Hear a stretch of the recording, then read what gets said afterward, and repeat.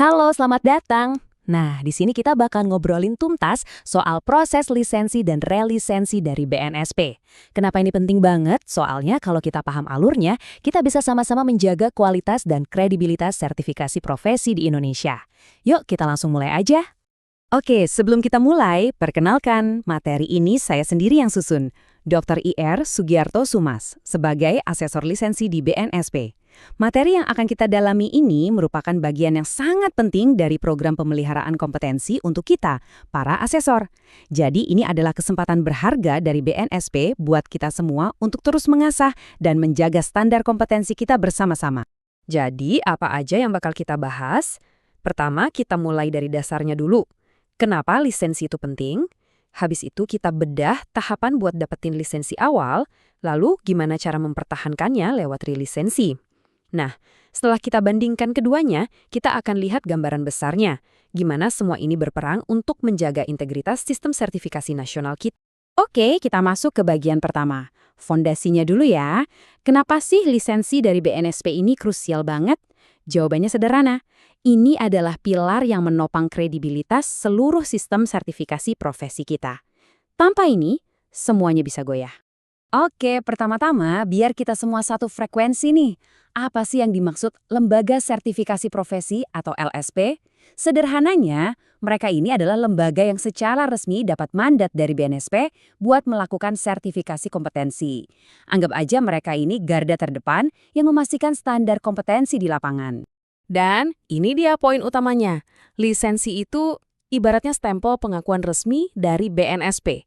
Stempel ini nunjukin kalau sebuah LSP itu memang kompeten dan bisa dipercaya. Jadi, tanpa lisensi, ya sebuah LSP belum punya legitimasi buat menjalankan sertifikasi. Sesimpel itu. Oke, sekarang gimana ceritanya kalau sebuah LSP mau dibangun dari nol? Nah, di bagian ini kita bakal lihat perjalanannya, langkah demi langkah, untuk mendapatkan lisensi awal. Ini bukan cuma soal administrasi, tapi soal membangun sebuah institusi yang kredibel dari fondasinya. Nah, prosesnya itu ada 4 tahap utama. Anggap aja ini kayak 4 gerbang yang harus dilewati. Gerbang pertama, persiapan. Di sini LSP mengajukan permohonan dan kita lakukan konsultasi.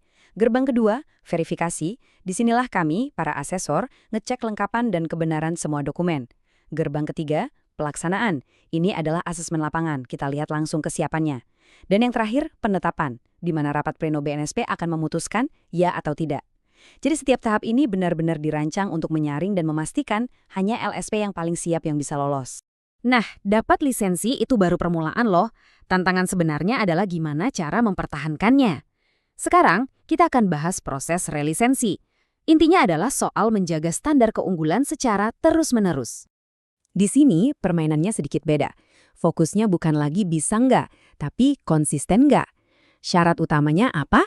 Laporan evaluasi kinerja selama periode lisensi sebelumnya, bukti kalau kompetensi para asesornya terus dijaga, dan, ini yang penting banget, bukti tindak lanjut dari temuan surveillance BNSP. Semua ini buat nunjukin kalau LSP tersebut terus belajar dan berkembang. Oke, biar lebih jelas lagi, yuk kita sandingkan keduanya secara langsung. Apa sih beda paling mendasar antara mengajukan lisensi untuk pertama kali dengan memperpanjangnya? Memahami ini penting banget loh buat kita sebagai asesor. Nah, lihat deh di sini, bedanya kelihatan jelas banget kan? Lisensi awal itu fokusnya ke pembuktian, membuktikan sebuah lembaga baru itu layak, legalitasnya beres, dan sistemnya terbangun dari nol. Sementara relisensi fokusnya ke evaluasi, mengevaluasi konsistensi dan keberlanjutan sistem yang udah jalan. Jadi kuncinya itu ada di pergeseran fokus, dari membangun jadi menjaga dan meningkatkan. Oke, sekarang kita tarik benang merahnya. Semua proses ini, baik lisensi awal maupun relisensi, tujuannya apa sih? Jawabannya ada di gambaran besar ini, menjaga integritas seluruh sistem sertifikasi profesi di negara kita. Jadi, teman-teman asesor, ini dia intinya. Menguasai 2 proses ini, itu bukan cuma soal prosedur, ini soal tanggung jawab kita. Peran kita itu seperti penjaga gawang yang memastikan standar nasional tetap terjaga, supaya kepercayaan publik terhadap sertifikasi kompetensi di Indonesia tidak pernah luntur. Dengan pemahaman yang utuh ini, mari kita sama-sama jalankan tugas kita dengan integritas dan profesionalisme yang tinggi. Salam Indonesia kompeten! Baik, terima kasih banyak sudah menyimak. Saya Dr. Insinyur Sugiarto Sumas, asesor bidang lisensi. Semoga penjelasan singkat ini bisa bermanfaat ya.